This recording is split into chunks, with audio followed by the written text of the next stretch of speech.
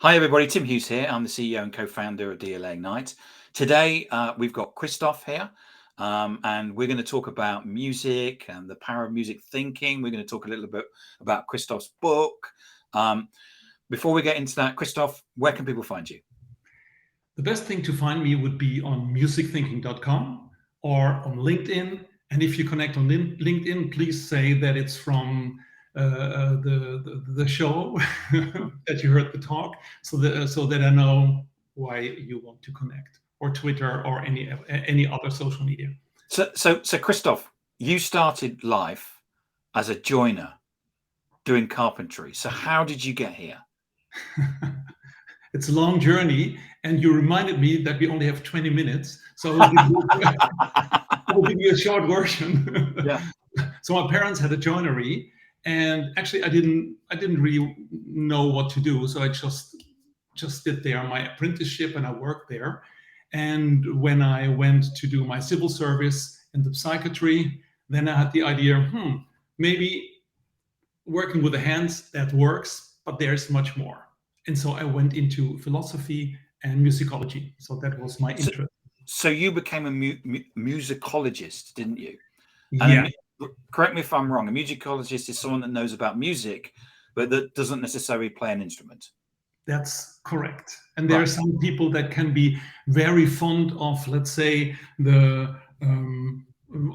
of every detail that in the time of Beethoven, how the symphony were done, stuff like this. And I'm a little broader. And broader than just Beethoven. Yeah, broader than Beethoven. But I love them all, the music. And that's and I realized much later, when I was ready with the studying, I worked in a film production company.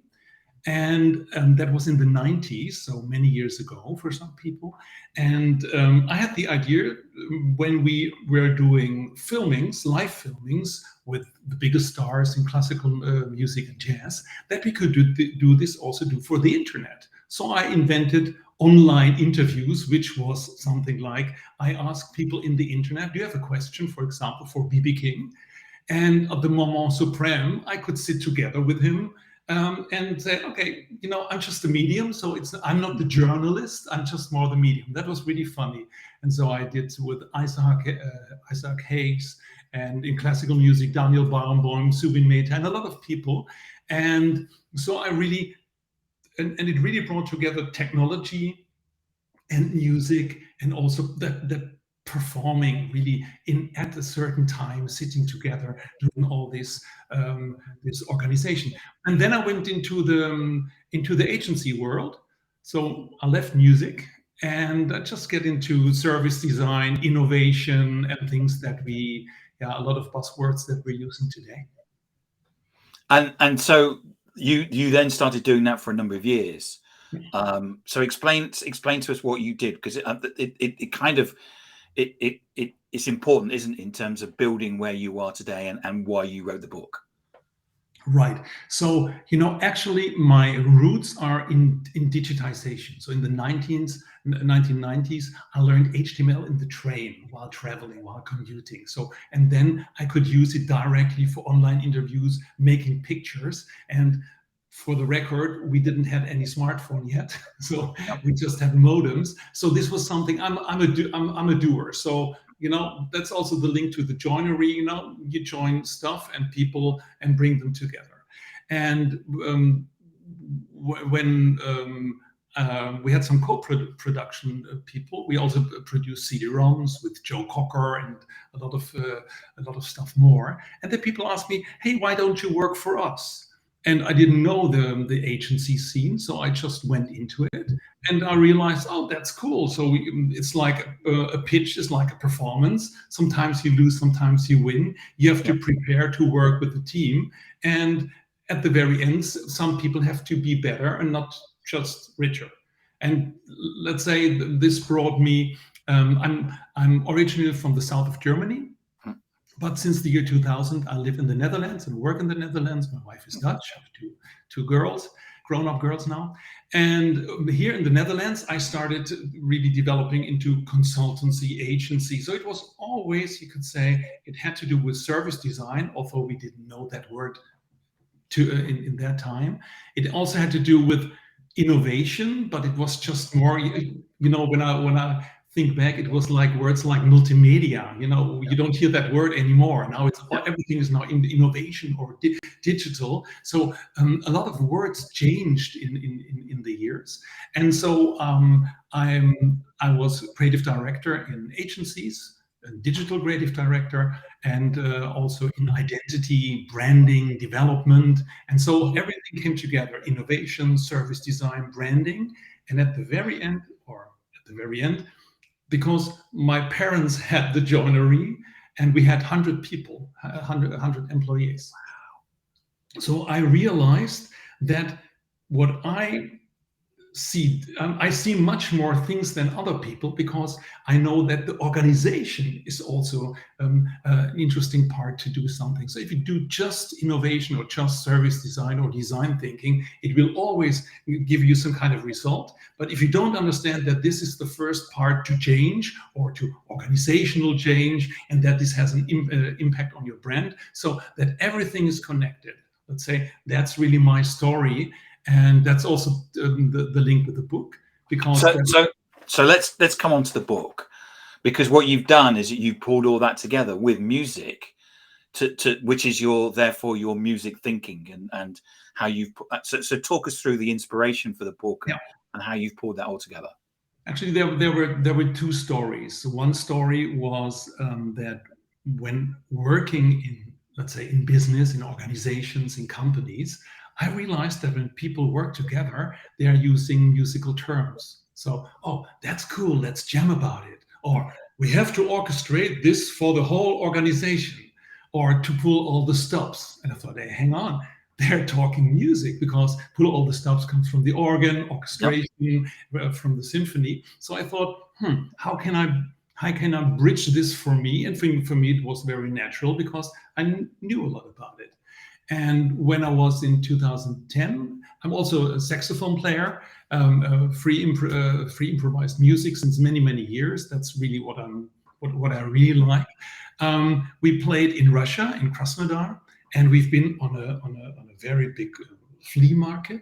And I saw one of these stands with tools like screwdriver and everything. And in one corner there was a pile of vinyl records. Yeah. And it was really like something like music. All the things that I know, I could use as a tool. And actually, these things came together that I registered musicthinking.com, and that was, I think, 2010 or even before. Wow. And that's why I have the .com. and then I started to collect a lot of different things, came up with a framework with ideas, and gave them also a name, also a musical name. And it was a naturally development to bring all these together. So one of the things that you do, from what I understand, is that you run seminars or workshops, and you do that with music terminology. Yeah. The funny thing is, I always tell people, no one comes to me and says, Christof, we need a little bit more music thinking in our organization. I would love to hear this, and maybe this will be, let's say, in the near future. But people come with a problem or with a challenge. And this challenge always has to do with creating something new. Otherwise, they wouldn't need someone like me. It always has to do with, we can't do it alone, because we need certain skills, and there's a time frame, and you really have to be a people person, really bring people and ideas together.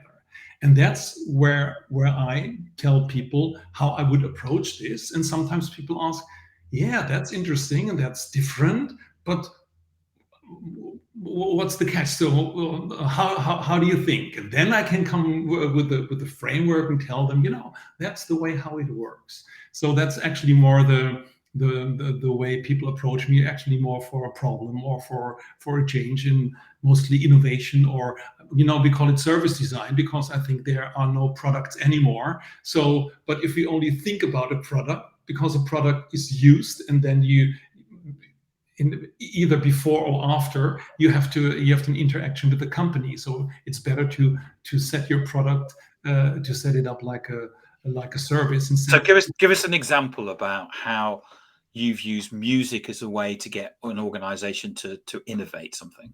Yeah.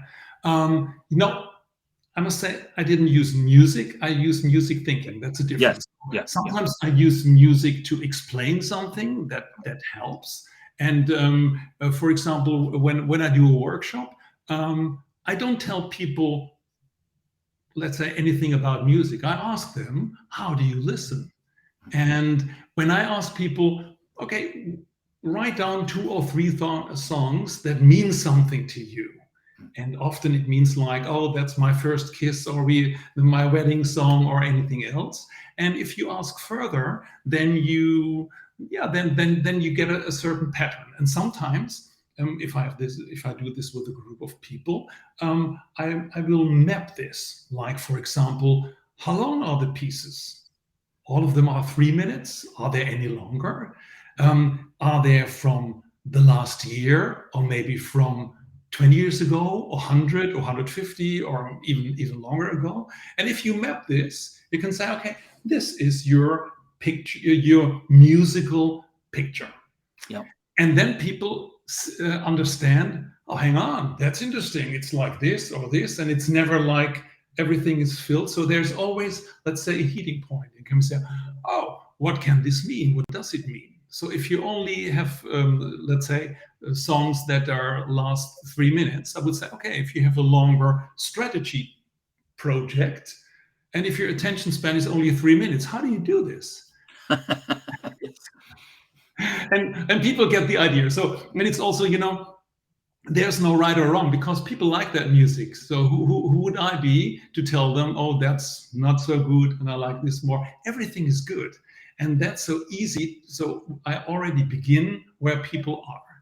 And then you can talk about, for example, in Spotify, just to mention, talking about genre types, like classical music, jazz. Spotify is using at the moment nearly 6,000 different genre types. Wow. So if I tell these people, then they get the understanding, oh, we're just talking, this is pop, and this is classic, this is jazz, and this is folk. So, okay, now we have 4. That's 4, yeah. Right. And then the idea is, okay, yeah, there's a crossover between this and this. And I often ask them, do you know how this is made? What's the organization behind it? And then you get very quickly also in one of the interesting discussions like leadership, or I call it leadership and followership. Because often when you talk about leadership, then most of the time the classical music example comes to the table, and with the conductor as the leader. And my question, isn't the conductor the first follower of the composer in classical music? Yeah. That's already something like, okay, if you as an organization would like to need a strong leader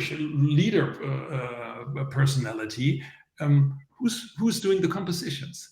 And people really get that. And that's also why I make a big difference between a metaphor and an analogy. Because a metaphor would be like what I just said, leadership, that's the conductor. And if you want to be creative, let's bring in the jazz guys. Let's say that's a metaphor.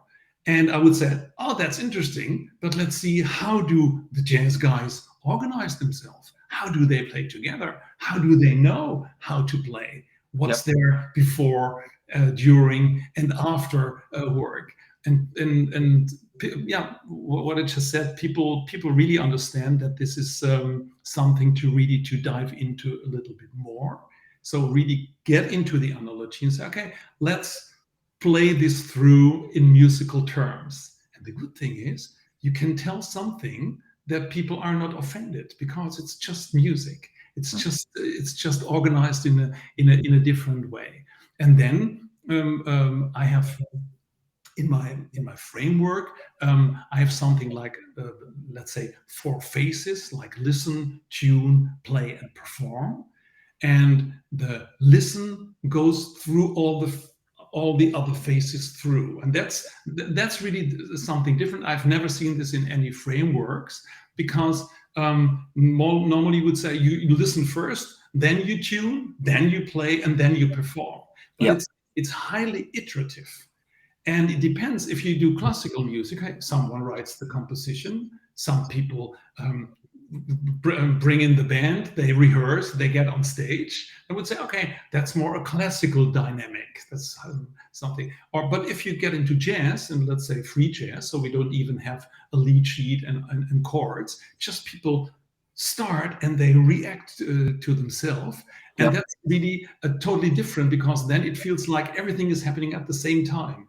And then you can ask people, oh, did you experience something like this before, for example, in your work? Yeah. So you created something called jam cards, didn't you? Yeah. Do you have some close by that you can use as an example? Yeah. I've, that's the cover, the jam cards. And actually the jam cards are 4 or 5 years old. What I wanted here, or for example, what I do,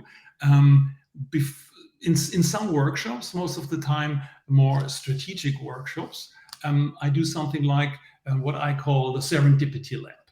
So normally if you do a workshop about strategy, people come in and they already know what they want to say, because maybe they're a little bit short in time, they just want to bring it on the table. And I ask them to bring in their earbuds or their headphones, and then we flip through the jam cards. And the jam cards work like this. They have a keyword. Yep. Approach. In that case, it's a picture, a snapshot, and there is a Spotify code. Hang on. Yep. Here. So even if people would see this now, they can scan one song that I connected to this card. So every card is a song. And on the back side, there's something like a trigger question, there's a quote, and there's a link to the music thinking frameworks. So what happens? People, they are lying on the table, people scan one song, and then they go to the back side of something else. So they make a mix for themselves. And that's the good thing. So it's not interesting to understand or get behind what I thought about this. It's interesting what you think. Yes. And so people are really, let's say they're come up with different ideas, because they make connections between sound, between what they see. Then it's like a 45. So it's also like you could play like a DJ, say, oh, these cards are good for me. And so people really get into some kind of interaction. Or there are words like conundrum, and maybe in English that's easy. If you do this in the Netherlands, people say, oh, what is it? Or entrainment. It's a bit of a conundrum. Or entrainment, people say, oh yeah, entertainment. And I don't correct them, because it's not about me. It's about what they think it is. Their interpretation, yes. So that's one. So the jam cards can used in different ways. And when we did this, it's by BIS publishers. It's worldwide distribution. And they in that time already they asked me, oh, Christof, can you give us, let's say, a theory about this? So what's this all about? And actually that became the Power of Music Thinking book. And there's also a small story about the book, because as I told you, it's like 10, 12 years that I was working on different stuff, and there are many iterations. So if you would download the framework from my website, that's what you've got on the poster behind you. On the poster behind me. So, and if you go on musichthinking.com to the downloads, everything can be downloaded, and that one you can really print it very big. And if you if you have a look to this, so you see that I did one trick or one thing. So I thought that everything, all the approaches that we have, like service design, design thinking, branding, theory, I thought, okay, these are instruments. If you want to play together, let's first think about how we want to play together, what we want to play, and then bring in the right instruments and let's work together. So then the customer journey, for example, to be very concrete, or persona, is just an instrument to to develop stuff that we have to do. And that's really something where people understand, okay, so, and the customer journey is not only from the CX guys or the UX guys, it's from all of us. And the customer journey is, there's a reality journey, like as it is now, and not the journey we all want so that we earn a lot of money as a company. So it's always about the user or the audience, if you want to stay in the musical terms. So that's that's one thing. So Christof, do you have a copy of the book that you can hold up and so people can have a look at it? Yeah. So that's The Power of Music Thinking. Oh yeah, sorry. I wanted to tell the story that I had the book more or less ready. Yeah. And then I gave it to some people, get some reactions, and I was not happy with it. Right. And then I put it more or less away. And then someone like you asked me to be a guest in his show. That's, let's say, 1.5 years ago. After listening to that show, I thought, wow, that's the way to do. I'm much more easier in talking than in writing. So I thought I start my own podcast, and that's the Power of Music Thinking podcast. Yep. And in that podcast, I actually, everything that I already have written, I somehow could bring to the and could in that way to bring it to a clearer form for me. So these two things are parallel. They have nothing to do with each other, because in the podcast I'm asking people that do something special and are musicians. So, for example, I interviewed last week the director of the Design Academy in Eindhoven, and he is a conductor.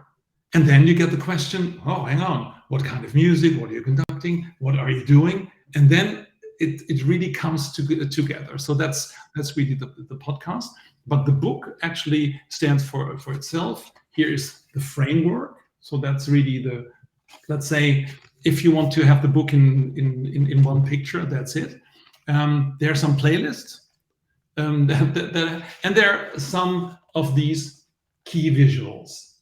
And I explained them how it works. We just talked about the folk and the jazz and the classic, and also you can also download them as a PDF from the website. So the book is like a compendium. It starts with listen, tune, play, perform. I go through all the cues. So I didn't mention until now, but the cues are really the core, and then to some instruments, some templates, some approaches, some little workshop ideas, and at the very end I show how this might play together. Christof, it's fascinating. Thank you so much. And we've had some great comments here from both Jim and Adam in terms of the fact that they're loving what you're saying. So in terms of the book, Music Thinking, I know you can get it on Amazon. So it's available on Amazon. If people want it, obviously they can go and get a copy.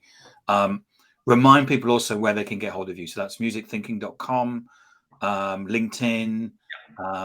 You're on Twitter, aren't you? Yeah, Instagram. But I can tell you, I use and also Facebook. But my primary channel is the website, and my secondary, let's say, it's LinkedIn, because it's about connection. So if you want to connect with me, please drop me a line. Why? Because I'm an interaction guy. I don't only want to give, I also want to take, or the other way around. If you give, you will get something. So it's really like connecting, and that's like leading and following. That's actually the idea for for leaders and followers. So that was for me the most important part of the book. Christof, thank you so much for coming on today and sharing that. It's fascinating. I've been really looking forward to today. Music is a big part of my life, and it's interesting. When I first heard about it, the fact that you've kind of merged music and business, and given that kind of put them in the tumble dryer together and mix them up, I was really interested in hearing what you had to say. So thank you so much, and the audience has obviously loved it as well. So because Tim, you're a vinyl collector, so we didn't. I am a vinyl collector. Yes. Yes. So how big is your collection? I have about 2,000 vinyl records. Wow. And I have about 878s. Oh, wow. And is there a certain genre that's close to you? Unfortunately, yes. So I have a very eclectic music. You know, I like music from all kinds of different places. My father was a big classical music lover, and that rubbed off on me. But my background really is I'm a child of the 80s. Right. So I was 12 in 1977 when punk came out. Yeah, yeah. And that influenced me, and rock and stuff like that. So that's kind of what I do.